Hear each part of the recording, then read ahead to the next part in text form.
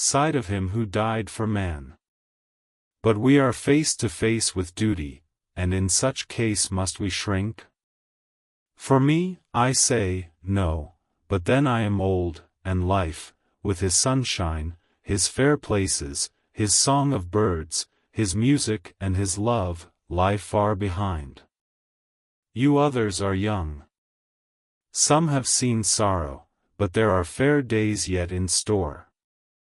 What say you? Whilst he was speaking, Jonathan had taken my hand. I feared, oh so much, that the appalling nature of our danger was overcoming him when I saw his hand stretch out, but it was life to me to feel its touch so strong, so self-reliant, so resolute. A brave man's hand can speak for itself, it does not even need a woman's love to hear its music. When the professor had done speaking, my husband looked in my eyes, and I in his. There was no need for speaking between us. I answer for Mina and myself, he said. Count me in, Professor, said Mr. Quincy Morris, laconically as usual. I am with you, said Lord Godalming, for Lucy's sake, if for no other reason. Dr. Seward simply nodded. The professor stood up and, after laying his golden crucifix on the table, held out his hand on either side. I took his right hand, and Lord Godalming his left. Jonathan held my right with his left and stretched across to Mr. Morris. So as we all took hands our solemn compact was made. I felt my heart icy cold, but it did not even occur to me to draw back.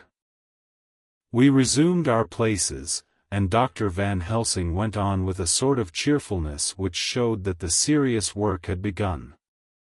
It was to be taken as gravely, and in as businesslike a way, as any other transaction of life. Well, you know what we have to contend against, but we, too, are not without strength. We have on our side power of combination, a power denied to the vampire kind. We have sources of science.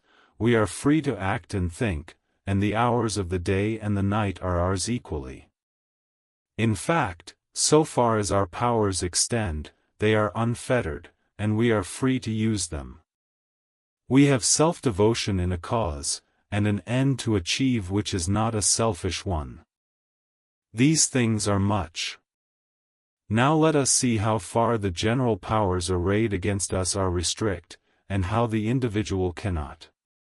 In fine, let us consider the limitations of the vampire in general, and of this one in particular.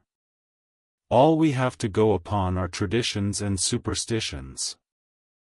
These do not at the first appear much, when the matter is one of life and death, nay, of more than either life or death.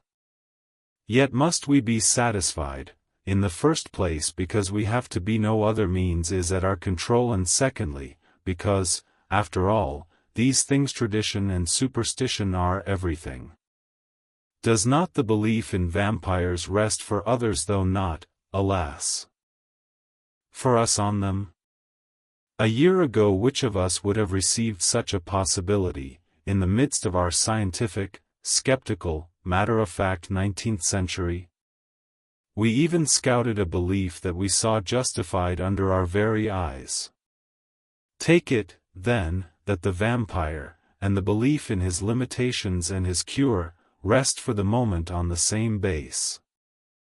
For, let me tell you, he is known everywhere that men have been.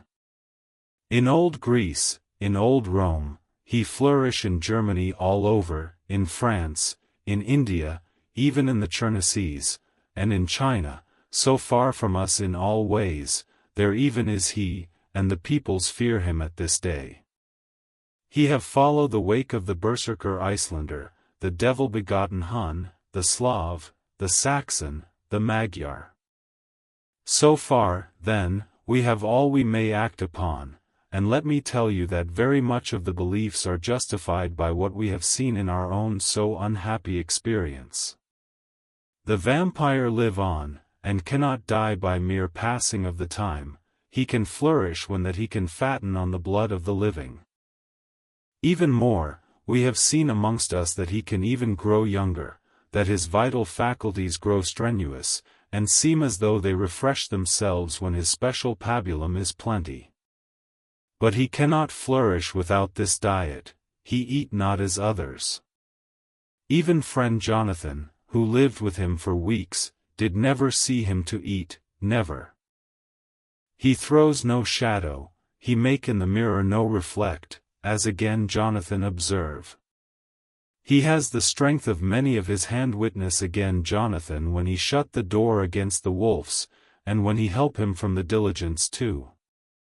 He can transform himself to wolf, as we gather from the ship arrival in Whitby, when he tear open the dog, he can be as bat, as Madam Mina saw him on the window at Whitby, and as friend John saw him fly from this so near house, and as my friend Quincy saw him at the window of Miss Lucy. He can come in mist which he create. That noble ship's captain proved him of this, but, from what we know, the distance he can make this mist is limited, and it can only be round himself. He come on moonlight rays as elemental dust, as again Jonathan saw those sisters in the castle of Dracula. He becomes so small we ourselves saw Miss Lucy, ere she was at peace, slip through a hairbreadth space at the tomb door. He can, when once he find his way, come out from anything or into anything, no matter how close it be bound or even fused up with fire solda you call it.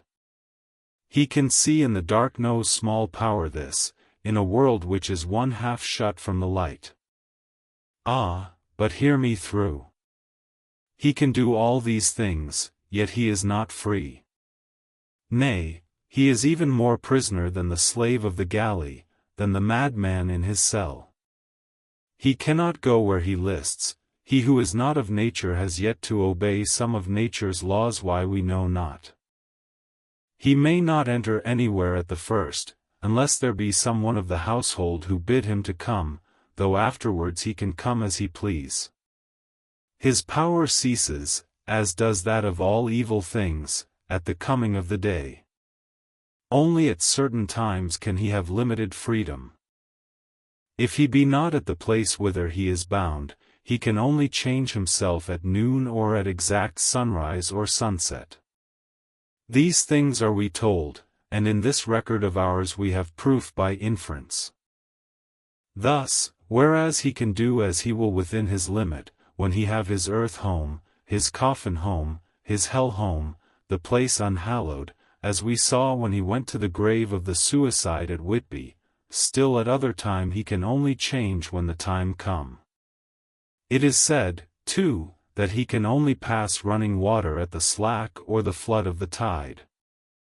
Then there are things which so afflict him that he has no power, as the garlic that we know of, and as for things sacred, as this symbol, my crucifix, that was amongst us even now when we resolve, to them he is nothing, but in their presence he take his place far off and silent with respect.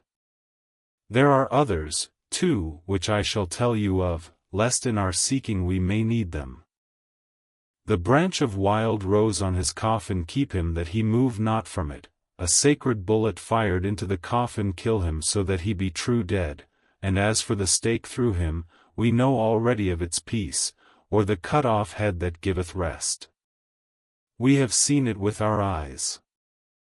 Thus when we find the habitation of this man that was, we can confine him to his coffin and destroy him, if we obey what we know. But he is clever. I have asked my friend Arminius, of Budapest University, to make his record, and, from all the means that are, he tell me of what he has been. He must, indeed, have been that voivode Dracula who won his name against the Turk, over the great river on the very frontier of Turkeyland. If it be so, then was he no common man, for in that time, and for centuries after, he was spoken of as the cleverest and the most cunning, as well as the bravest of the sons of the land beyond the forest. That mighty brain and that iron resolution went with him.